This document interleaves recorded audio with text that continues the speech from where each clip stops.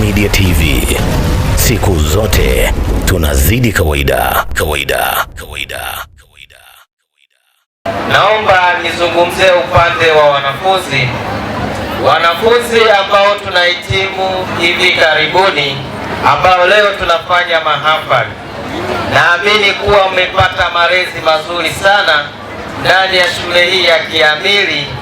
Basi niwaombe sana malezi haya ambayo mmeyapata hapa yakawe chanzo cha matokeo mazuri ndani ya jamii zetu, ambako huko mnaelekea baada ya kuhitimu masomo yenu ya kidato cha 4.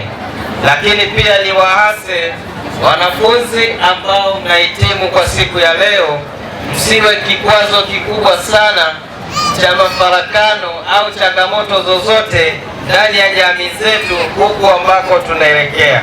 Naombeni sana mkawe kizazi chema, kama vile ambavyo mlikuwa mnaishi hapa, mkawaheshimishe walimu wenu, waone kuwa wametengeneza zao bora ambao litakuwa msaada ndani ya jamii yetu ya Tanzania pamoja na taifa zima la Tanzania.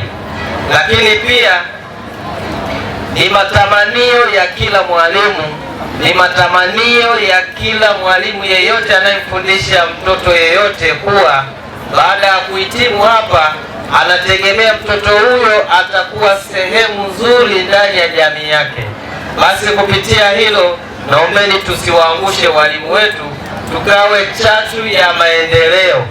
Na usije ukasema kuwa nimeshamaliza kila kitu, nimekimaliza. Hapana, elimu haina mwisho, elimu inaendelea. Mazuri yako uliyoyapata hapa, basi naomba tuyapeleke pia ndani ya jamii zetu. Sherehe safi. Lakini wakati nasikiliza risala yetu hapa, nilikuwa na noti kuwa tulianza na wanafunzi 342 kwa kidato cha kwanza wakati wanaanza hao ambao wanahitimu. Lakini leo hii wako wanafunzi 253. Tafsiri yake ni nini? Tunao wanafunzi 89 ambao hawajaungana kabisa na hao ambao tunafanyia mahafali leo. Lakini katika hao ambao wameungana, ambao hawajaungana, ziko sababu tofauti ambazo zimetajwa. Kuna wale ambao walianza shule hapa lakini baadaye wakahama, lakini kuna wengine wakapata changamoto mbalimbali. Lakini tunazo changamoto za utoro kama ilivyoelezwa. Kuna utoro ule wa rejareja na utoro ule wa kudumu. Niwaombe sana wazazi, tuwe sehemu ya kuendeleza jitihada ya serikali ya Jamhuri ya Muungano wa Tanzania. Kumbuka kuwa watoto wao wameanza wanasoma hapa, lakini tunasema elimu ni bure. Kuna michango mingi sana serikali inachangia ili watoto wetu waweze kusoma vizuri, ili watoto wetu hawa waweze kupata elimu iliyokuwa bora zaidi, iliyokuwa nzuri zaidi. Lakini matokeo yake tunakuwa na watoto wengi ambao wanaanza shule, lakini mwisho wa siku tunakuwa na watoto wachache ambao wanahitimu. Basi wazazi, ni waombe walezi wetu tukawe sehemu ya kuhimiza watoto wetu kupenda shule, tukawe sehemu ya kuwahimiza watoto wetu wawe sehemu ya maendeleo, wawe sehemu ya kusapoti juhudi za serikali ili kile ambacho tunakusudiwa kiweze kutimiliza. Sherehe safi. Lakini tunazo sehemu nyingi sana ambazo watoto wetu tunakuwa nao.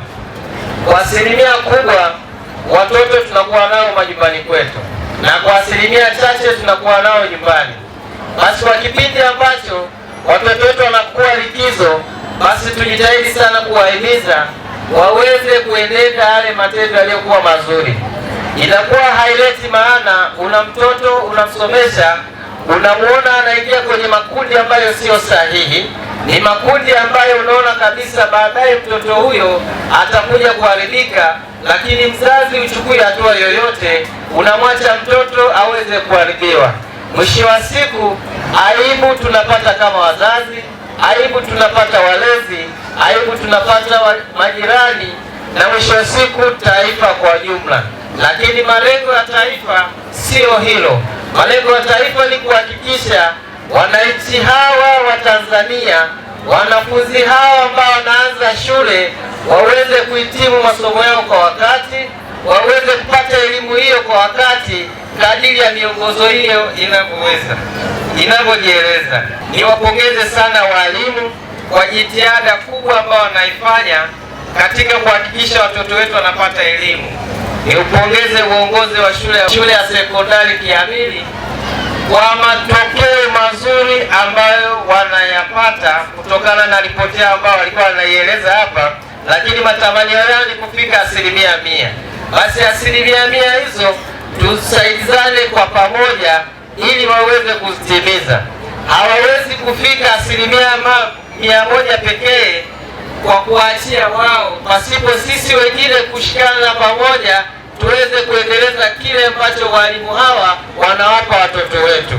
Kwa ni watake rahai wazazi wetu, walezi na wageni waalikwa ambao tuko hapa, tujitahidi sana kuhakikisha watoto wetu wanakuwa sehemu ya maendeleo, sehemu nzuri, ili waweze kupata kile ambacho kinastahili. Binafsi naamini kuwa hakuna mzazi ambaye anapenda mtoto wake aharibikiwe. Hakuna mzazi ambaye anapenda mtoto wake anakuja shuleni hapa alafu anatoka na ujauzito. Kwa ni lazima kama jamii tushirikiane kwa pamoja ili watoto wao tuweze kuwalinda, ili waweze kutimiza matakwa yao ya kielimu na baadaye waweze kuwatumikia wananchi pamoja na taifa zima. Lakini nilikuwa nimeona pia kwenye hotuba yake amesema anazo changamoto nyingi sana, lakini kutokana na changamoto hizo, moja ni kisima, pamoja na mambo mengine yote aliyotamka, lakini mimi naomba nijikite kwenye kisima, kwa sababu naamini vijana hao wa Kiamili inabidi wapate maji safi, inabidi wapate vyakula ambavyo wanavitumia kwa pamoja, ili kwa kutumia maji. Kwa mfano, wana miradi mbalimbali ndani ya shule hii, miradi hiyo inahitaji maji. Kwa hiyo pasipokuwa na maji, watoto hao watakuwa na changamoto kubwa zaidi. Lakini naomba niwaelekeze,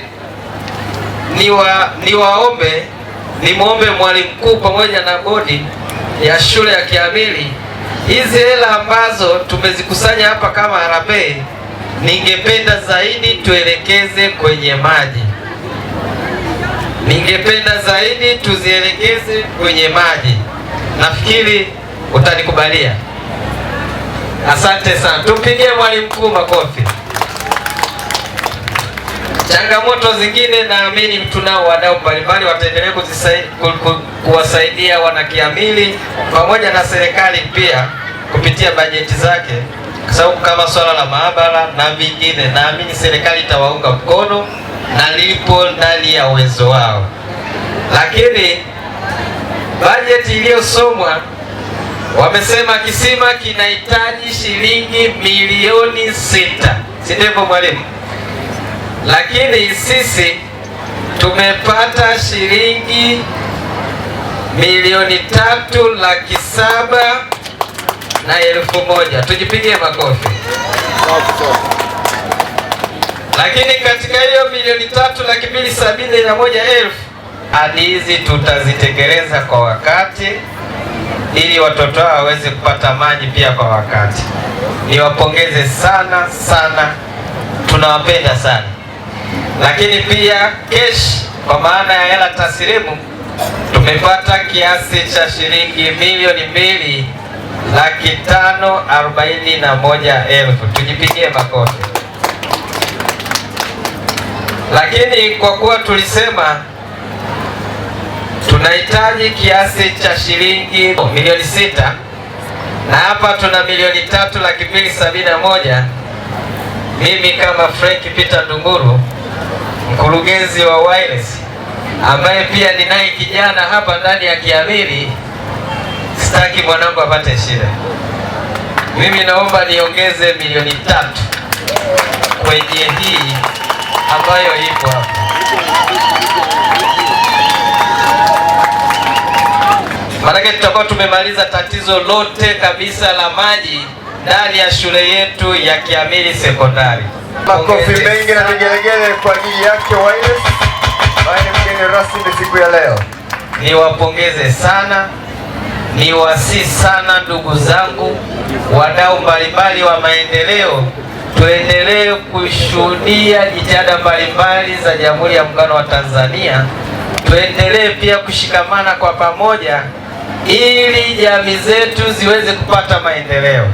Lazima tushirikiane kwa pamoja ili wanafunzi hawa waweze kupata kile ambacho wanastahili, waweze kutoka na elimu nzuri. Itashangaza sana kama sisi wazazi tunataka watoto wetu wapate elimu bora, lakini sisi wazazi tunawaachia walimu peke yao pasipo kushikana mikono ili kile ambacho tunakitaji tuweze kwenda pamoja. Niwasihi sana pale ambapo kunakuwa na jambo la kushikana mikono, naomba tujitahidi sana, twende pamoja, twende wote mbio mbio, ili mwisho wa siku tujivunie yale matokeo ya watoto wetu, na wewe mzazi useme na mimi nilikuwemo ndani ya matokeo ya mwanangu. Kiamili oye! Wanafunzi safi! Basi nashukuru sana kwa nafasi ya heshima.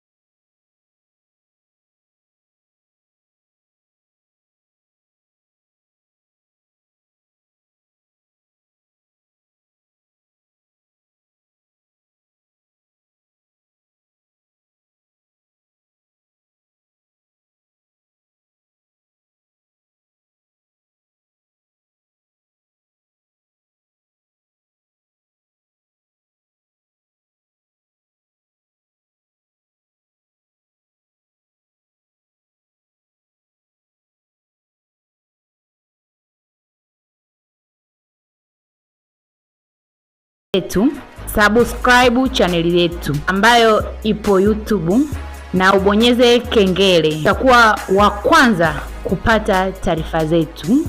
Nenda YouTube sasa hivi, andika Jongo Media TV au nenda Instagram yetu, kwenye bio kuna linki ambayo itakupeleka moja kwa moja YouTube. Asante kwa kutazama Jongo Media TV. Jongo Media TV, siku zote tunazidi kawaida.